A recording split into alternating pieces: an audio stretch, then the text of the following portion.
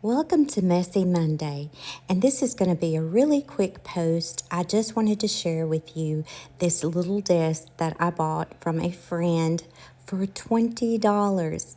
It is really nice. I kind of fell in love with it. It's got plenty of room for my things, and my whole purpose for buying this was to be able to sit down on my computer and spend time with you. The more my page grows, the more work that I have to put into these videos and computer work. There's a lot of computer work behind it, so I really needed this.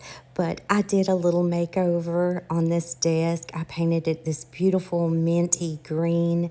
I love it. I did put 2 layers of quilts on this and then just some paint that I picked up from Home Depot. I love to look at before and after pictures, so here's my before and here's my after. I also got this piece on the wall from her. I love it. She put picture frames on hers, but I think I'm going to string some twine, put some favorite photos of my grandbabies on it.